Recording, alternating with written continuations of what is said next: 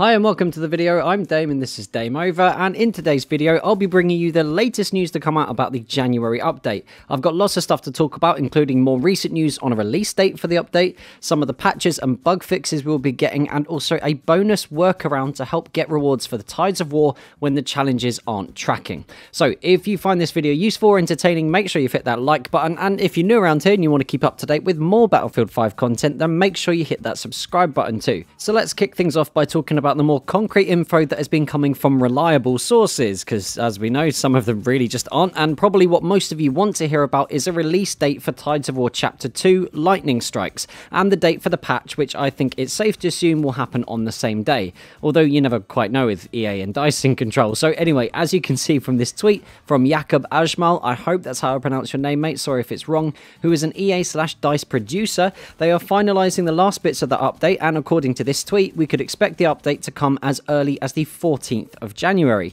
This of course means there is a gap between chapters in the live service, something I was personally not really expecting, but considering the amount of work that needs to go into improving so many aspects of Battlefield 5, I'd much rather EA and DICE take their time and get it done right. So we could see the second chapter of Tides of War coming out in just 11 days, which is very exciting indeed. And also, having a look through this particular thread of tweets and replies from Jakob, who was very helpful in answering questions about what bug fixes we could see in the patch, obviously without giving too much away, I'd heavily suggest you guys have a scroll through yourself if you want to know more. I've linked his Twitter page and this thread in the description to save me listing everything, but something that was very interesting that came up was a retweet Jakob made by Neil Sterlinger. Again, sorry if I've pronounced that wrong, I'm really trying my best. From a short video he posted on December the 19th, showcasing the work in progress version of the new bipod mechanics, which we've all been waiting for to come with the January patch.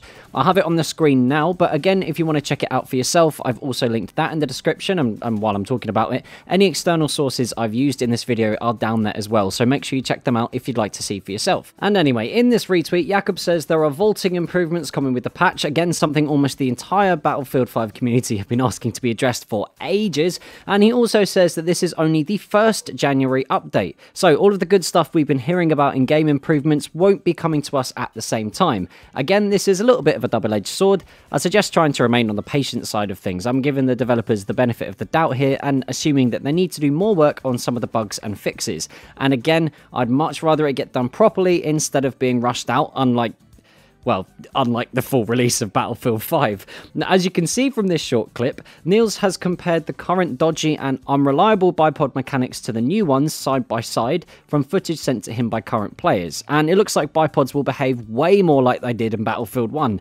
and by that I mean they actually function as you might expect, instead of just kicking you off of surfaces or just refusing to work at all. A very encouraging piece of information. There are also a couple more things circulating through Twitter and Reddit about certain patches in the January update, one of the more popular being that the bomb on an objective in airborne and front lines will no longer kill anyone, but throw them to the ground instead if they're within the blast radius. This seems a little bit pointless to me. It didn't really seem broken in the first place. I mean, if you place a bomb and stand within the explosion, you should turn into tiny pieces, and it's not really in keeping with the rest of the explosives in Battlefield 5. You can, after all, kill yourself with your own dynamite, your own PAT, Panzerfaust grenades, the list goes on, and not killing other players seems a bit dumb too, so I'm not sure if you'd all agree with me, but it seems like a waste of man hours that could have been spent fixing something else far more integral to the game running smoothly. Challenges. Tracking.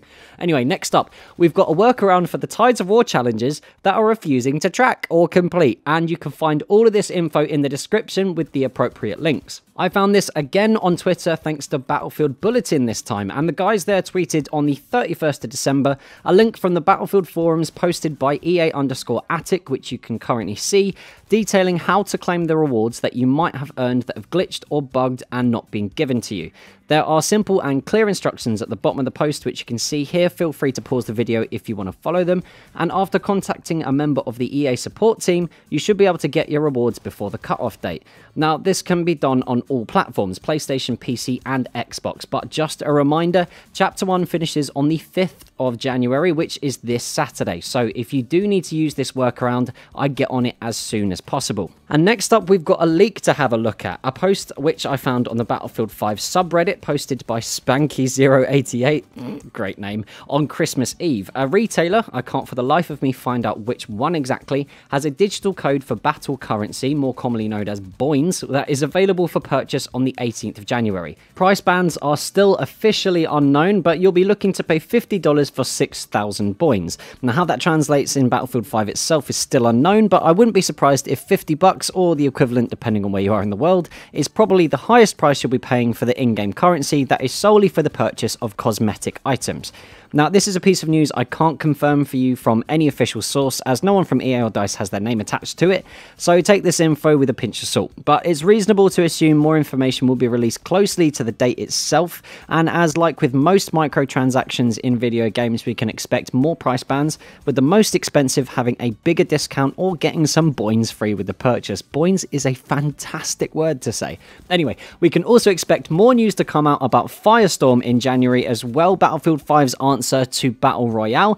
Nothing definitive has come out for a while, so keep your eyes peeled for any news about that, but EA and DICE are hinting about more information being released during Chapter 2 of the Tides of War live service. And that's all I've got for you in terms of Battlefield 5 news. If you've got any of your own info, then please do jump in the comments and let me know, or if you just want to share what you think or what you'd like to see in the January patches, then do let me know that as well.